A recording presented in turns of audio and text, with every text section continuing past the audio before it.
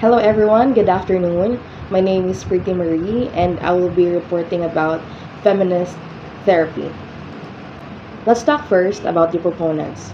So, feminist therapy doesn't have a single founder, but it was developed collectively by feminist scholars and therapists in the late 1960s and 1970s during the women's movement. The notable contributors include Jean Baker Miller, author of Toward a New Psychology of Women, 1976. Others include Caroline Zerb Enns, Oliva M. Espin, and Laura S. Brown. They advanced feminist principles in psychology and counseling, emphasizing equality, empowerment, and social justice. So the basic philosophy of feminist therapy, it emerged during the women's movement of 1960s and 1970s, just what I have said earlier.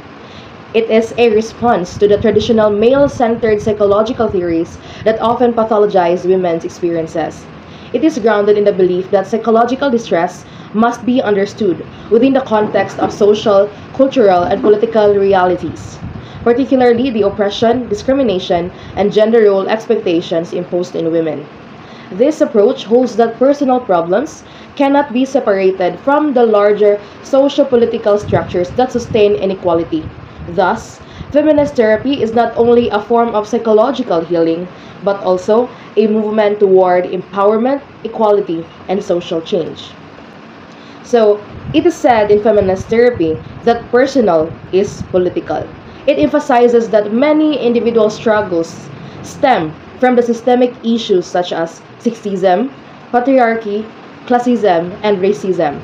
Feminist therapies therefore aim to raise consciousness about these dynamics and help clients reclaim their voices, strengths, and autonomy. So here are the key concepts in feminist therapy. First, gender fairness and social equality. It is acknowledging that multiple identities, such as gender, race, class, and sexuality, interact to shape a person's experiences. Second, empowerment and personal agency.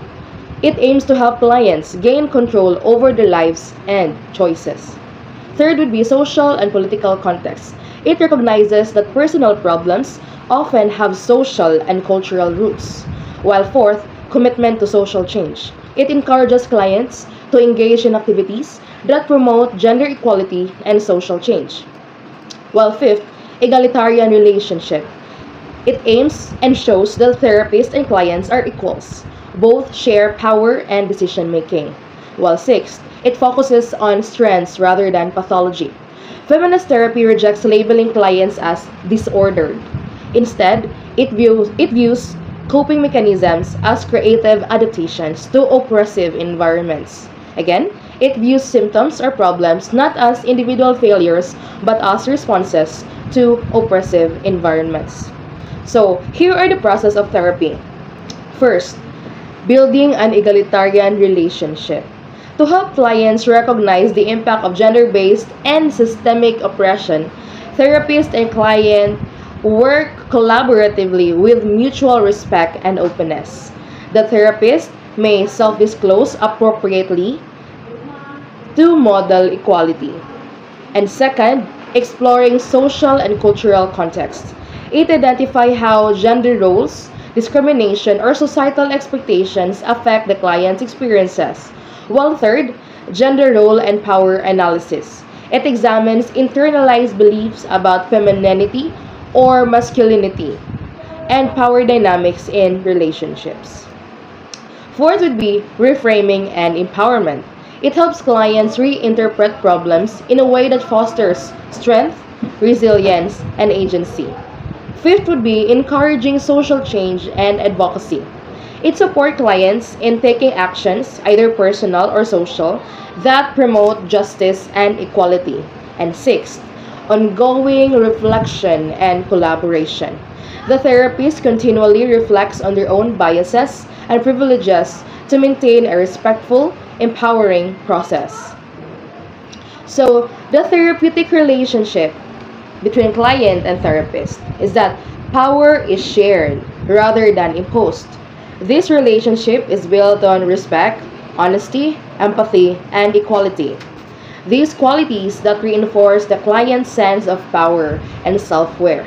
Again, as what we have talked earlier, This therapy is made as a response to the traditional male-centered psychological theories that often pathologized women's experiences. With that, power is shared rather than imposed to reinforce the client's sense of power and self-worth. So, what are the cases or the situations that feminist therapy is best for? It is best suited for clients who experience low self-esteem, anxiety, or depression related to gender roles or discrimination. Second would be maybe there are survivors of abuse, harassment, or domestic violence. Third would be struggle with body image, identity, or societal expectations. Fourth, to seek to understand the impact of sexism, racism, classism, or other forms of oppression. And lastly, those who want to build confidence, assertiveness, and personal empowerment. It is also available for men, LGBTQ plus individuals, and marginalized groups as it promotes equality, social awareness, and liberation from restrictive roles. In conclusion, feminist therapy is not merely a therapeutic orientation. It is a social movement that bridges personal healing with societal transformation. It invites both therapist and client to engage in a journey toward equality, empowerment, and liberation from oppressive narratives. By affirming that personal is political, feminist therapy reshapes the counseling landscape into one that honors voice, diversity, and justice, making it a transformative model for contemporary counselors who aspire not only to heal individuals but also to challenge the system that wounds them. I hope you learned something from our topic. Thank you very much, everyone. I would very much welcome feedbacks and your insights. Thank you, and may God bless us all.